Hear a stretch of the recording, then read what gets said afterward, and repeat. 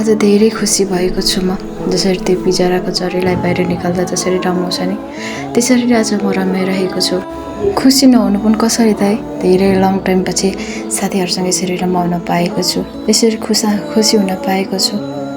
भन्दै सबैजनालाई मेरो मिनी ब्लगमा स्वागत छ। अनि सबैजनाले मेरो भिडियोलाई स्किप नगरी हेरिदिनु होला। अनि मेरो भिडियो कस्तो छ लाइक कमेन्ट अनि सेयर सब्सक्राइब गरिदिनु होला। मेरो फेसबुकको लिङ्कमा मेरो युट्युबको नेम छ, त्यहाँ गएर सबैजनाले सब्सक्राइब गरिदिनु होला।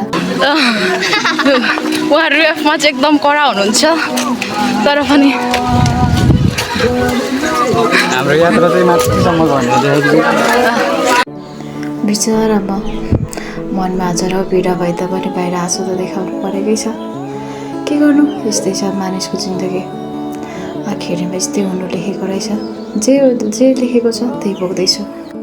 विचारहरू कति गलेको होला नै, तर पनि नयाँ ठाउँ जाँदैछन् नि त। त्यही भएर गलेर पनि नगले चाहिँ महसुस गरेर उनीहरू हिँडिरहेको छ। कति रमाउँदै हिँडिरहेका छन् विचारहरू।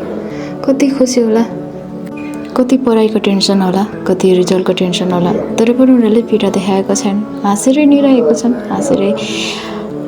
हाँसेर आजको दिनहरू इन्जोय गरिरहेका छन्। म पनि त त्यही पीडामा छु, म पनि त त्यही टेन्सनमा छु। अरूलाई देखाउनु पो भएन, अरूलाई सुनाउनु पो भएन।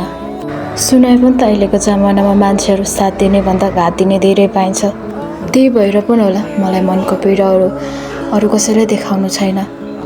अहिलेको समयमा आफैलाई विश्वास गर्न त गाह्रो हुन्छ भने अरूलाई कसरी विश्वास गरौँ म? अरूलाई कसरी मेरो पीडाहरू सुनाऊ? अरूलाई कसरी मेरो व्यथाहरू सुनाऊ? त्यही भएर होला आजभोलि मलाई एक्लै नै ठिक छ। साथीहरू भन्दैमा चाहिँ भिडियोबाट हिँड्नु हुन चाहिए। तपाईँहरू यस्तै अझै पनि भिडियो हेर्न चाहनुहुन्छ भने तपाईँहरूले मेरो भिडियोलाई माया गरिदिनु होला।